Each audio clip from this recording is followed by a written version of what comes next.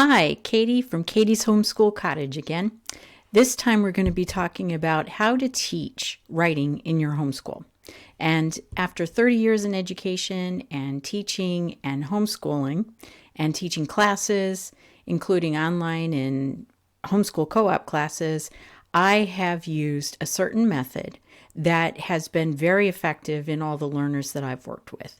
And I want to share that with you today, because that is one of the biggest stressors of homeschool parents and any parent and even teachers, is how to get your child to write and do it without having that deer caught in headlights look that they get when they look at a blank piece of paper and they just don't know what to write.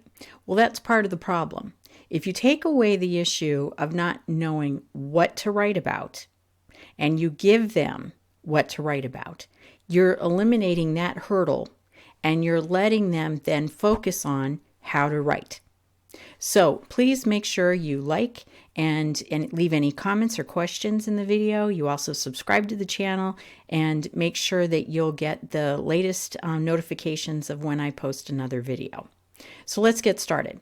The first thing you want to do is make sure that your child doesn't have any kind of learning issues that might prevent them from being able to write and start writing. So if you have someone who is really fighting you on writing, you want to explore whether they have any kind of processing issues where it's hard for them to get those thoughts together and then verbalize them and put them out on paper, or maybe some physical issues with holding a pencil and actually writing on paper, such as dysgraphia. And you might want to call in, an OT evaluation for an occupational therapist, but give yourself a little test first with your child.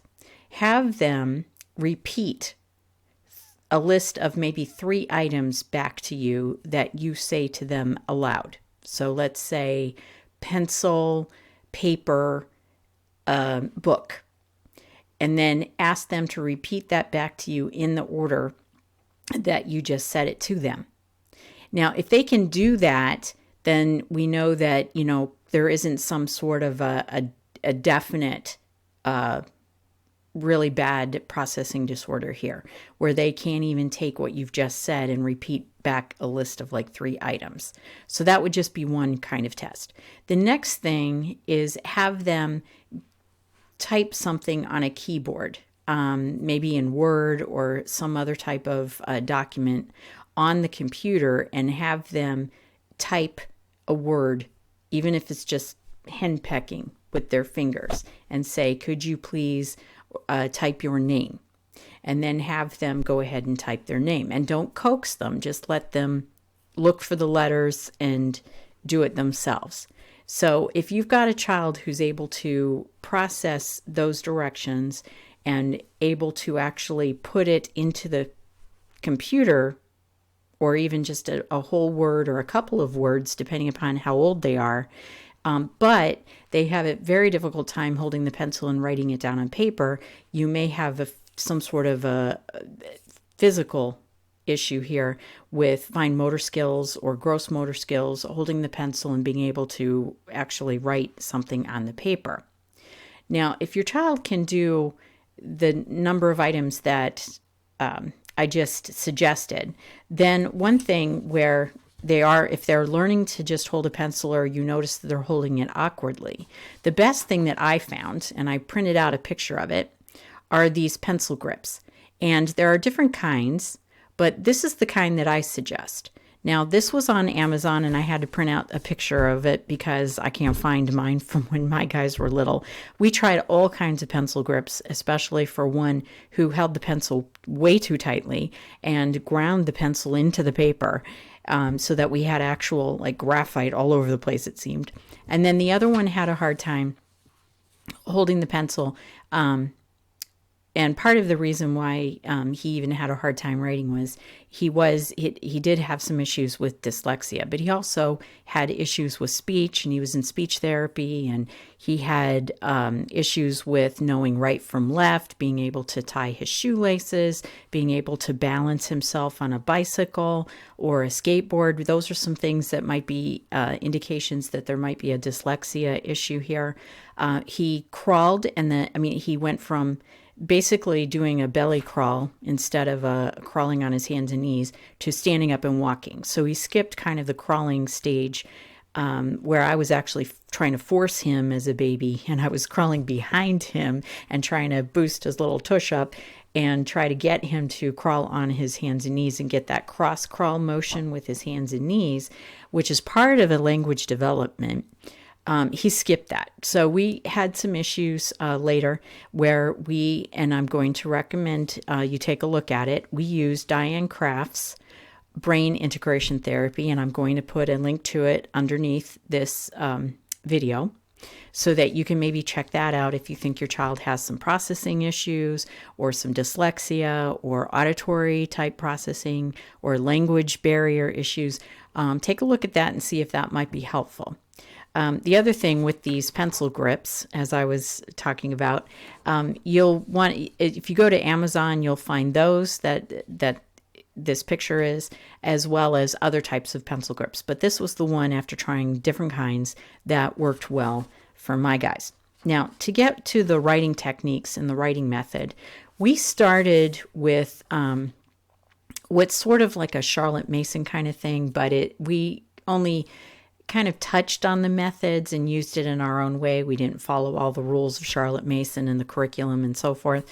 So what we did was I would read a chapter of a book, such as a simple history book or something that was written in a narration style where it was in a sequential order, or a short story book that, again, was written in a narration sequential style. I would read it out loud, and then I would ask my guys to repeat back to me what they remember happening in that chapter or that story. Now, this retelling verbally back is excellent practice, not only with the pre-writing skills, but also thinking skills, because you have retelling and recalling information. It's letting them organize the words that they're about to use and the vocabulary that they just heard, and let them use it on their own in the proper context, which lets them have that vocabulary as part of their own now, because once they realize what it means, they've used it in context, that vocabulary now has become somewhat assimilated into their own vocabulary, which is the best way to learn vocabulary. When we were homeschooling, my guys are now graduated and about to graduate from college. We really didn't use a formal vocabulary program that often because we did so much reading and practicing using those words in retelling what we just learned or what we just read about. And they assimilated the vocabulary from just reading and doing a lot of reading. So that's a natural way for your child to elevate their vocabulary without doing a workbook. That's a more artificial way to do vocabulary. If that works for you, that's great. However, that was kind of a drudgery for us. So the retelling of a story and using the words and the vocabulary from that story are a great way to assimilate new vocabulary into your child's own word usage. It also, when they're retelling the story, has them recalling details. So they have to kind of think back to what they heard and recall the details, which again is a very important skill, recalling details. And then at the same time, they're kind of weeding out in their brain and thinking about, well, what was important, what wasn't important, what should I add to my retelling? And again, distinguishing what's important and not important is also an extremely valuable skill. So you'll want to go ahead and have them retell you the story or the passage that you just read out loud in sequential order, which again, sorting through what they remember and putting it in sequential order is also extremely important as well. Something else that is very important is summarizing.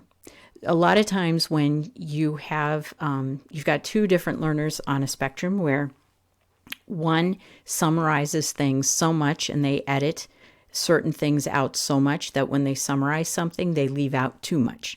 And that's kind of the writer that has a really hard time putting things down on paper. So if they're practicing recalling these details and you help them pull out enough information and summarizing and adding enough detail to what they remember, this is a very valuable skill that will help them in the long run with their writing so that they don't cut out too much information and summarize things so much that they don't include enough information and they find it very hard to write things down on paper and to actually have enough content on paper.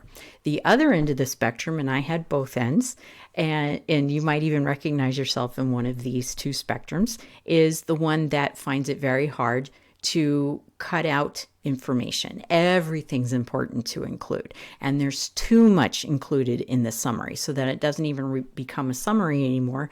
It becomes a total retelling with even stuff added in it. So then you have too much, and that person has to learn how to weed out some of the information. So those are very important thinking skills, very important language skills that a child needs to learn. It doesn't matter if they're in elementary, middle, or high school.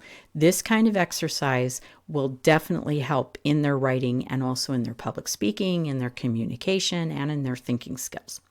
So I recommend this type of thing for any age level. If you need to go back from the beginning and kind of work on these pre-writing skills, because that's really what they are.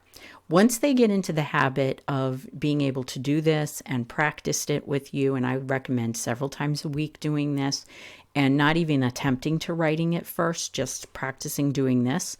Once they get very comfortable doing this, then it's time to start trying to write this down on paper. So, and again, you're not going to do this every time. Sometimes you're going to talk about it out loud, and then other times you're going to say, okay, let's write that down on paper. And if you saw my video, and if you haven't, I encourage you to look for it. I have a notebooking video as well as a notebooking post, several of them, on my blog at katie'shomeschoolcottage.com, and I'll include the link down below so that you can find that video as well as that blog post. We would take notebooking pages, and some of them are decorated and some of them are not. Some of them just have lines and maybe a space at the top to draw a picture. And after we read something and my kids practiced talking about it out loud, putting it in sequential order, then they would practice writing something down. So at first, maybe I might allow them to draw a picture of what it was. Then they could use that picture to trigger what they wanted to write about. Or if you want to go ahead and save that drawing as a reward after you get them to write something down, you can do that too, which is something that I did with one of my writers. So you can have them start writing on paper the sentences that they're telling you that they remember about the content that you've read out loud. So at first you have them tell you what they remember. Then you back up to the very first sentence that they said, which was the first thing that happened. And you take that sentence and have them repeat it word by word and have them write down word by word what they just said in that sentence. So if they start out with one sentence and it says, this happened in the story first, then you go ahead and have them take those words word by word and write them down. Even if you have to help coax them to remember what the first word was, write it down. Second word, write it down. Third word, write it down. It does sound tedious, and at first, the first couple of times that you do this, it is going to be kind of tedious, but just hang in there. Even if it's just one or two sentences the first try, you're going to have them in the habit of taking their natural storytelling ability, and kids are natural storytellers. They like to tell stories out loud, but as soon as you have them write it down, they find it so difficult because they don't know how to get it on paper. You're teaching them how to get it on paper this way. So you're going to take their natural voice that they use their own words, and have them write those own words down. Don't correct them in how they're wording things. Don't correct them how they're spelling it, how they're writing it with their penmanship, their grammar, the punctuation, the capitalization. Don't worry about any of that. The practice here is to just get them to take those natural storytelling abilities word by word for sentence by sentence and put it down. So as soon as you're going to notice that when you get into this habit of doing this a couple times a week, that they're going to find it easier to remember that first sentence and just write that first sentence down all at one time. And then they'll sit and think about what is the second sentence, and then they'll be able to write that second sentence down. And soon they're going to be able to write a whole paragraph and then a whole paper. And trust me, it happens. You do have to have some patience and just do this a couple times a week. Don't do this every time you read out loud. Read out loud. I'd recommend that at least 4 times a week. Take a break the 5th day if you want, but we read for at least 15 to 30 minutes aloud per day. And then every once in a while during that week, I would say, okay, we're going to write this down this today. And we would have pages where they would draw pictures, write down what they just read, what we just read about. And then when we collect them, we not only had a record of what we studied in history or books that we read, but we also had a record for like a portfolio, a homeschool portfolio of our work. Because in one state that we lived in, we were required to keep a portfolio of work. So I would put holes in it, put it into a notebook, and at the end of the year, they were able to see how well they progressed from the beginning of the year to the end of the year in their writing. I even did this in high school, where I actually kept a couple of the samples of writing from my students from the first couple of classes and writing assignments, and then handed it back to them at the end of the school year with one of their last pieces of writing that they did for me. And I told them to take a look and compare. And they were very astonished by the difference. And so this makes a big difference because it can see the kids can see how well that they've matured in their writing. It's very exciting to them and very rewarding to them. And they can be very proud of that development. So I have a packet, again, that I'm going to put a link to underneath this video to show you some samples of some writing that you can do, and I provided the forms for you. So the first was this form. Another might be just a form sort of like this where it says, how did you spend your weekend? And again, it's a narration kind of thing where they should be able to come up with something to tell you first verbally, what did they do over the weekend, and then encourage them to write it down word by word or sentence by sentence, depending upon what stage they're in. And this works for different ages. Another thing that you can do in between reading something and writing things down is maybe you're going to go grocery shopping, and something else to give them some writing practice might be having them help you write some things down on your shopping list, and then let them bring that shopping list with you, and then have them check the items off as you go through the shopping list. And depending upon how old they are, maybe it's only 5 items, maybe it's 3, maybe it's 10. But I had a son who did this just to encourage him to practice writing in between these, I would say, narrations, where he found this very encouraging and very, he's very proud of the responsibility he had. But this is daily writing practice that's easy to slide in, and it's also very practical because it's a very practical daily writing that, as human beings, we do. So this is something easy to slide in. Another thing that you might want to do is, if they do like to cook with you, something simple would be a how-to thing where there's lines and boxes. And again, this is included in the packet that I have a link to, where maybe it's how to make a peanut butter sandwich or something else that they enjoy doing. And they can slowly, and it's not for your very beginner writers. It might be somebody who's ready to do something a little bit different. And they can draw a picture of the step in the box, and then they can write down the step. First, open the jar of peanut butter. Next, take some peanut butter on the knife and spread it on the bread, So it's sorting again in sequential order. Notice everything that I'm telling you, you're giving them the topic so they don't have to think about it, and you're giving them something that's in sequential order, either that they've heard or that they can tell you in sequential order. That is the easiest kind of writing that they can put down on paper.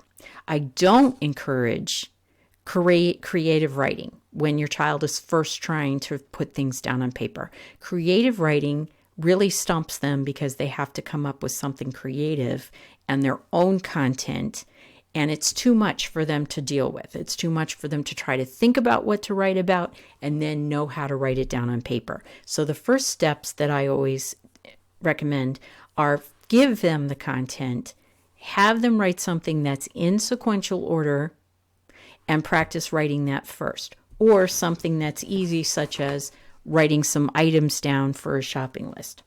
Something else, if they're ready for, okay, now this is where they would have to tell some sort of a story, but I recommend more of a comic strip approach, where they can draw a picture first, and then once they draw a picture of what's happening in a story that they're thinking of in their minds, then they look at those pictures, and then they can write like a little cartoon bubble over it with what the person is saying. So that's very little writing, just to get them used to creating something in order, and then getting them into the habit of then putting some sort of sentences down to tell the story. So this is also included in the packet. Something else that I have available too, and again, this is taking a picture, and you can use the pictures that I've provided on these kinds of handouts, or you can cut out pictures in a magazine or have your child draw a picture first and then tell the story that's behind it. Again, this is like kind of the next level. These are winter writing prompts where they look at the picture, they talk about what's happening, and then as they're talking about what's happening in the picture, they write about it.